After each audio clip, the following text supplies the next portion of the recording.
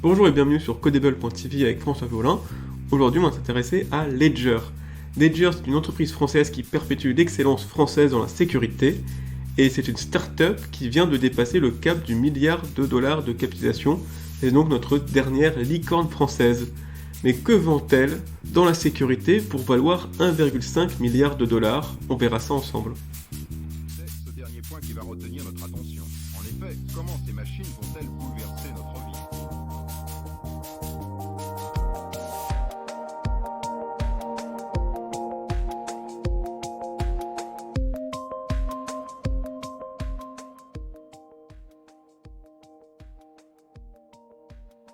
Quand on possède des bitcoins ou autres crypto-monnaies, avoir un ledger est une étape indispensable. L'entreprise commercialise des produits pour sécuriser les crypto-actifs. L'invention de ledger et des crypto-monnaies ont permis la réalisation du meilleur moyen de paiement que l'humanité ait connu. Bien supérieur au billet et bien supérieur à la carte bancaire. Mais pourquoi donc?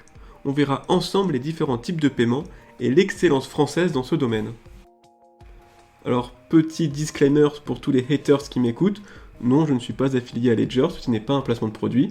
Ça existe des Français qui aiment une entreprise française et qui souhaitent en parler. Voilà.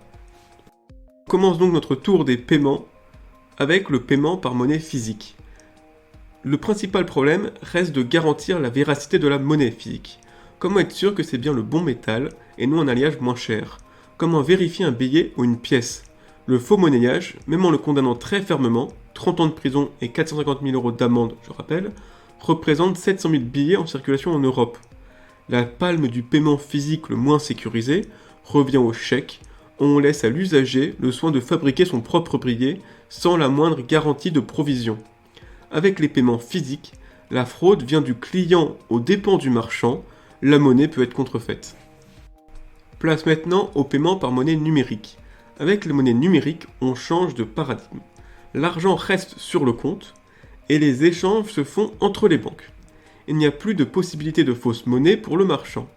À la place, le client a un identifiant secret qui permet de s'authentifier à sa banque et d'envoyer un paiement. De là, deux écoles existent. Premièrement, l'excellence française. Les ingénieurs français Roland Morena en 1974 puis Michel Urgon en 1976, mirent au point la carte à puce qui permet de conserver des secrets. De cette innovation française naquirent les cartes bancaires, badge ou cartes SIM, ainsi que deux leaders industriels, Gemalto et Oberture Technologies. Avec une carte à puce, l'identifiant, le numéro de carte dans le cas des cartes bancaires, est conservé chiffré dans la puce et seule la saisie du code PIN permet de le lire. Avec le système français, l'identifiant est sécurisé. Le client doit néanmoins rester vigilant où il insère sa carte. Un terminal de paiement frauduleux pourrait lui voler son identifiant. Deuxième école, la médiocrité américaine. Nos cartes bancaires françaises pourraient être des objets sécurisés si elles n'avaient pas dû se mettre aux standards américains. Avec cette école, le fameux identifiant secret qui permet de dépenser tout l'argent de son propriétaire n'est pas protégé, bien au contraire. Il est codé en clair dans la bande magnétique, c'est ainsi qu'en 2021, l'Amérique signe encore ses tickets de caisse comme seul moyen d'authentification. Il est accessible en son contact, ainsi n'importe quelle personne peut se coller à vous dans le métro et voler votre numéro de carte bancaire.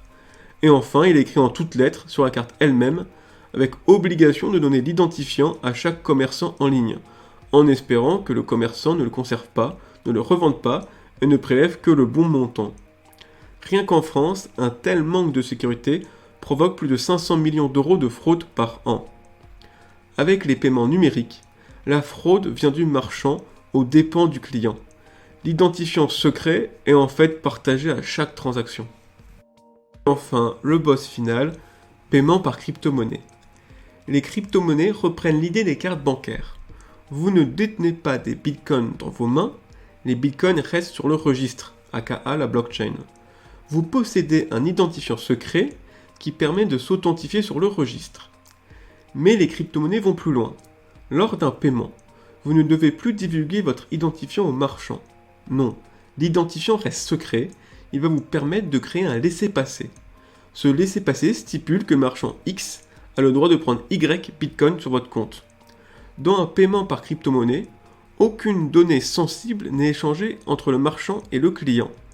Néanmoins, le client doit protéger son identifiant pour éviter la fraude. Et Ledger dans tout ça? Les fondateurs de Ledger viennent de l'industrie française des cartes à puces.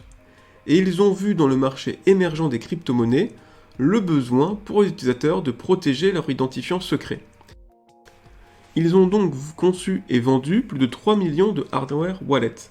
Un hardware wallet est une sorte de grosse clé USB qui contient votre identifiant secret et qu'il faut brancher à l'ordinateur pour pouvoir réaliser des transactions avec un logiciel. L'identifiant du client est stocké chiffré dans le hardware wallet. Et sur demande, le dispositif est capable de créer des laissez-passer. L'identifiant secret ne quitte jamais le dispositif. Il n'est jamais divulgué. Le duo Ledger plus crypto-monnaie offre ainsi des paiements d'une sécurité exceptionnelle.